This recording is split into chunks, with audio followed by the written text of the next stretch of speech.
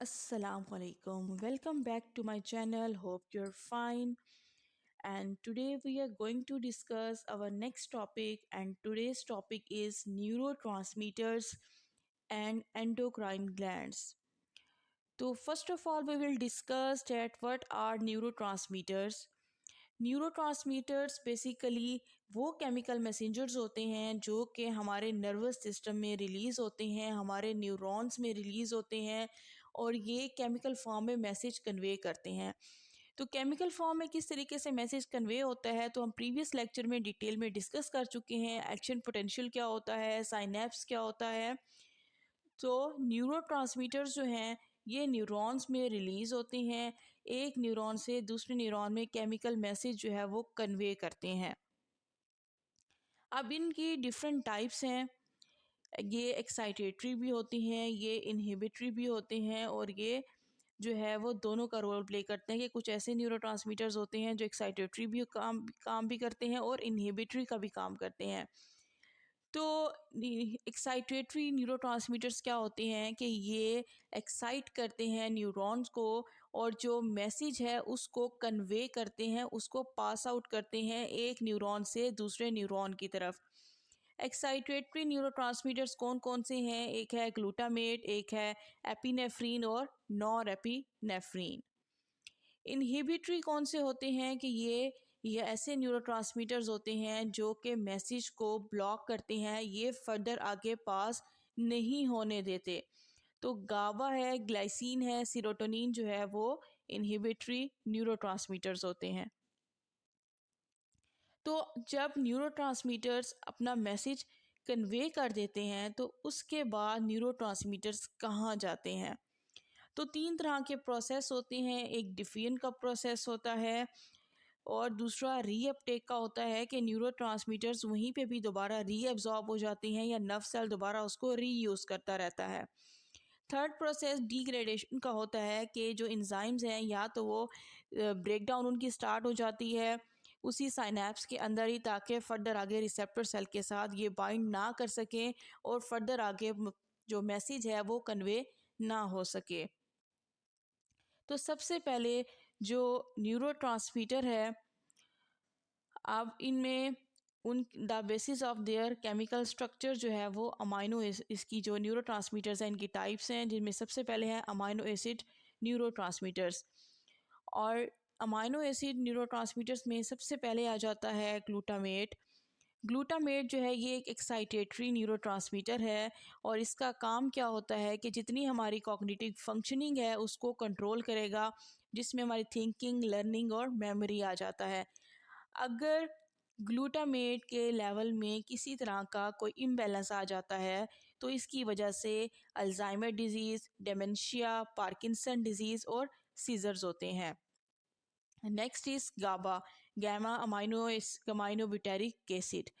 तो ये एक इनहिबिटरी न्यूरोट्रांसमीटर है और ये जो है अगर किसी तरह की कोई anxiety, irritability, concentration, sleep, seizures या डिप्रेशन की कोई प्रॉब्लम होती है तो ये हमारे ब्रेन की एक्टिविटी को रेगुलेट करते हैं कि इन तमाम प्रॉब्लम से प्रिवेंट किया जा सके। अगर गाबा की कंसंट्रेशन में कोई इम्बैलेंस आ जाए जिसकी वजह से anxiety, irritability, concentration, sleep, seizures और डिप्रेशन काज हो जाता है। Next is glycine. ग्लाइसिन भी एक इनहिबिटरी न्यूरोट्रांसमीटर है हमारे स्पाइनल कॉर्ड के अंदर। ग्लाइसिन क्या करता है, जो हमारा हेयरिंग प्रोसेस है, हमारे पेन के ट्रांसमिशन है या जो हमारा मेटाबॉलिज्म है, इसको कंट्रोल करता है। नेक्स्ट इज़ मोनोअमाइन्स न्यूरोट्रांसमीटर्स, जिसमें सबसे पहले आ जाता है सीरोटोनिन। सीरोटोनिन भी एक इनहिबिटरी न्यूरोट्रांसमीटर है। सीरोटोनिन क्या करता है, हमारे मूड को, हमारा स्लीप पैटर्न, हमारी सेक्सुअलिटी, एंजाइटी, एपेटाइट और पेन को कंट्रोल करता है। तो अगर सीरोटोनिन की सेक्रीशन में कोई प्रॉब्लम आ जाए या इम्बैलेंस हो जाए जिसकी वजह से सीजनल अफेक्टिव डिसऑर्डर्स होते हैं। सीजनल अफेक्टिव डिसऑर्डर्स क्या होंगे कि ये ऐसे डिसऑर्डर्स होते हैं जो किसी एक स्पेसिफिक सीज़न में होते हैं।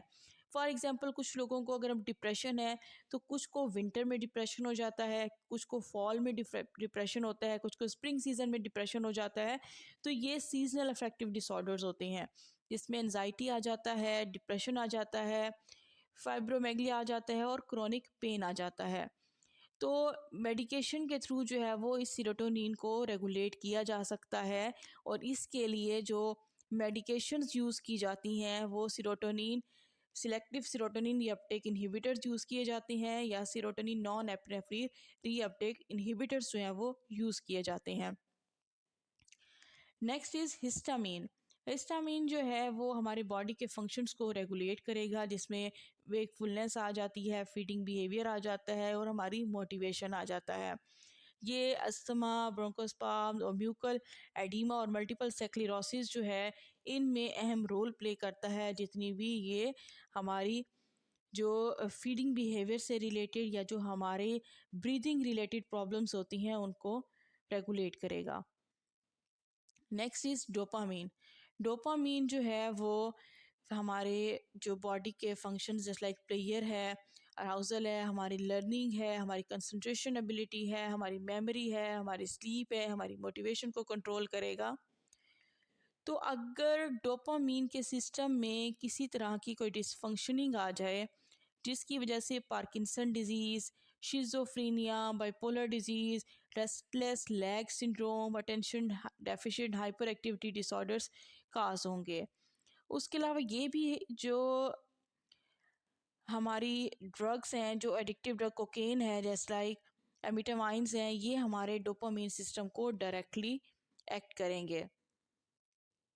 Next is epinephrine. एपिनेफ्रीन जो है इसको एड्रेनालिन भी कहा जाता है, और नॉन एपिनेफ्रीन को नॉन एड्रेनालिन भी कहा जाता है।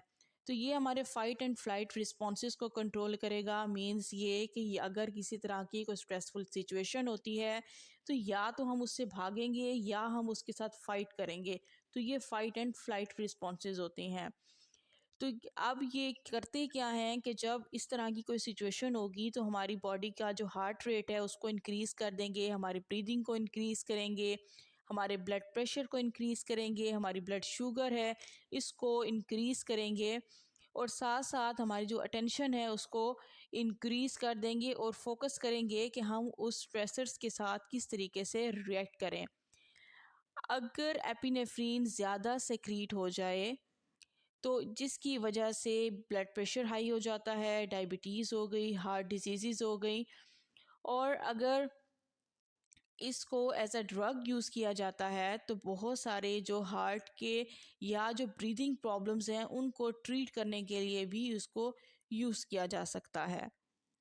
Next is nor epinephrine. Non epinephrine जो नॉन एड्रेनालिन है भी जिसको कहा जाता है, अभी हमने डिस्कस भी किया इस चीज़ को।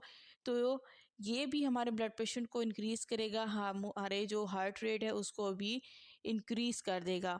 ये हमारे डिसीजन मेकिंग में जो हेल्प करता है, अटेंशन में और फोकस में। तो अभी हम डिस्कस जैसे किया था कि फ़ाइट एंड फ्लाइट रिस्पॉन्सेज पे, तो एपिनेफ्रीन है जब कोई स्ट्रेस सिचुएशन होती है तो उसमें जब हमारा हार्ट रेट इंक्रीज़ हो जाता है, जब फाइट एंड फ्लाइट रिस्पॉन्सेज आते हैं, तो नॉर एपिनेफ्रीन जो है ये क्या करता है, जब उस स्ट्रेसफुल सिचुएशन में हमारी बॉडी का अराउजल इंक्रीज़ हो जाता है तो बॉडी को दोबारा रेस्टिंग स्टेट में लाने के लिए नॉर एपिनेफ्रीन जो है वो सेक्रीट होता है। Next is peptide neurotransmitters.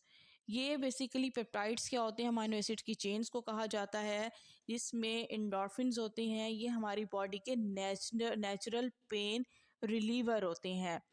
ये हमारे पेन की परसेप्शन में रोल प्ले करते हैं। अगर ये एंडोर्फिन रिलीज़ होते हैं जिसकी वजह से पेन हमें रिड्यूस होना शुरू हो जाता है और इंडिविजुअल गुड फीलिंग्स उसमें डेवलप हो जाती हैं। Next is acetyl choline. ये एक्साइटेटरी न्यूरोट्रांसमीटर है जो हमारे सेंट्रल नर्वस सिस्टम के और हमारे पेरिफेरल नर्वस सिस्टम में बहुत रोल प्ले करता है। ये एसिटाइल कोलिन हमारे जो हार्ट रेट है उसको रेगुलेट करेगा, और हमारी जो ब्लड प्रेशर है उसको रेगुलेट करेगा। हमारी मसल्स कॉन्ट्रैक्शन है, हमारी मोटिवेशन है, सेक्सुअल डिज़ायर्स हैं, लर्निंग है, इनको कंट्रोल करेगा।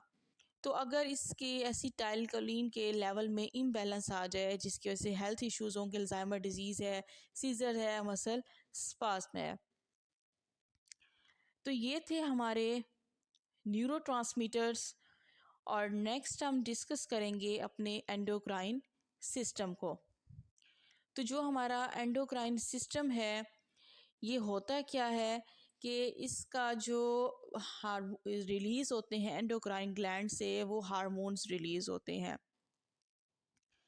तो जो न्यूरोट्रांसमीटर्स हैं वो हमारे न्यूरॉन से रिलीज़ होते हैं, और जो हमारे हार्मोन्स हैं वो हमारे ग्लैंड से रिलीज़ होते हैं। तो न्यूरोट्रांसमीटर्स भी और हार्मोन्स भी दोनों केमिकल मैसेंजर्स होते हैं। डिफरेंस इज़ डैट के न्यूरोट्रांसमीटर हमारे न्यूरॉन से रिलीज़ होंगे, जबकि हार्मोन्स हमारे न्यूरॉन से रिलीज़ नहीं होते, बल्कि स्पेशल ग्लैंड्स होते हैं वहाँ से रिलीज़ होते हैं। तो ये हमारी जो केमिकल मैसेंजर्स हैं, ये हमारे जो बॉडीली फंक्शंस हैं, जैसे हमारा मेटाबॉलिज्म है, हमारी ग्रोथ है, डेवलपमेंट है, टिश्यू फंक्शन है, सेक्सुअल फंक्शन है, स्लीप है, मूड है, इनको कंट्रोल करता है। तो जो हमारा एंडोक्राइन सिस्टम है, जो हमारा नर्वस सिस्टम है, ये दोनों आपस में जब कोऑर्डिनेट करते हैं, इस वजह से हमारे जो बॉडी का बैलेंस है और होम्योस्टेसिस मेंटेन रहता है।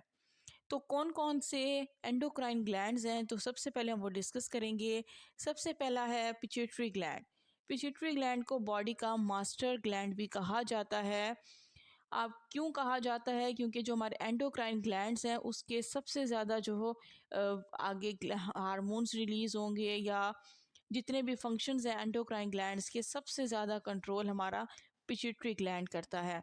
तो ये ऐसे हार्मोन्स रिलीज़ करता है जो हमारी ग्रोथ को, हमारी मेटाबॉलिज्म को, रिप्रोडक्शन है, वाटर बैलेंस को कंट्रोल करता है। उसके साथ साथ ये हमारे बाकी gland, thyroid gland, adrenal gland के फंक्शंस को भी कंट्रोल करता है। तो थायराइड ग्लैंड क्या है कि ये हार्मोन्स प्रोड्यूस करेगा जो हमारी बॉडी के मेटाबॉलिज्म को, ग्रोथ को और डेवलपमेंट को रेगुलेट करेंगे। अगर थायराइड हार्मोन्स में कोई इम्बैलेंस आ जाए जिसकी वजह से हाइपोथायराइडिज्म या हाइपरथायराइडिज्म जो है वो काज होगी। Next is adrenal glands. ये ग्लैंड्स जो हैं वो किडनी के ऊपर मौजूद होंगे, और ये ऐसे हार्मोन्स प्रोड्यूस होंगे जैसे कॉर्टिसोल है, एल्डोस्टेरोन है, एड्रिनलिन है और नॉन एड्रिनलिन है। Next is pancreas. पेनक्रियाज जो है ये एंडोक्राइन और एक्सोक्राइन ग्लैंड दोनों के तौर पे काम करता है। अब एंडोक्राइन ग्लैंड जो है वो इंसुलिन रिलीज़ करेंगे और ग्लूकागॉन, जो कि हमारे ब्लड के शुगर लेवल को रेगुलेट करेंगे। इंसुलिन हमारे ब्लड शुगर लेवल को कंट्रोल करेगी, और क्या करेगी कि ग्लूकोज की इनटेक को कंट्रोल करेंगी, और ग्लूकागॉन जो है वो ब्लड शुगर लेवल को इंक्रीज़ करेगी ताकि लीवर जो है वो ज़्यादा से ज़्यादा ग्लूकोज को स्टोर कर सके। Next is pineal gland. Pineal gland क्या करेगी कि ये मेलाटोनिन एक जो केमिकल है वो प्रोड्यूस करेंगी जो हमारे स्लीप एंड वेक साइकिल को कंट्रोल करेंगी, साथ साथ हमारे मूड को भी और हमारे रिप्रोडक्टिव फंक्शंस को भी कंट्रोल करेंगे। Next is ovaries and testis. ये ग्लैंड्स जो हैं वो हमारे रिप्रोडक्टिव सिस्टम का पार्ट होते हैं। ओवरीज जो हैं वो फीमेल्स में होंगी, और ये प्रोड्यूस करेंगे एस्ट्रोजन एंड प्रोजेस्टेरॉन, जो कि मेंस्ट्रुअल साइकिल और प्रेगनेंसी को रेगुलेट करेंगे। जबकि टेस्टिस जो हैं वो टेस्टोस्टेरोन जो है प्रोड्यूस करेंगी, जो हमारे मेल रिप्रोडक्टिव फंक्शंस हैं उसको रेगुलेट करेंगे। Next is parathyroid gland. Parathyroid gland जो है वो हार्मोन्स रिलीज़ करेंगी, पैराथायराइड हार्मोन, जो कि हमारे ब्लड के कैल्शियम लेवल को कंट्रोल करेंगे। तो ये थे हमारे हार्मोन्स और न्यूरोट्रांसमीटर्स। अगर यहाँ तक कोई इशू है तो आप कमेंट सेक्शन में बता सकते हैं। काइंडली सब्सक्राइब करें इस चैनल को और बेल आइकन को प्रेस करें ताकि नए आने वीडियो से आप अवेयर हो सकें। Thank you so much.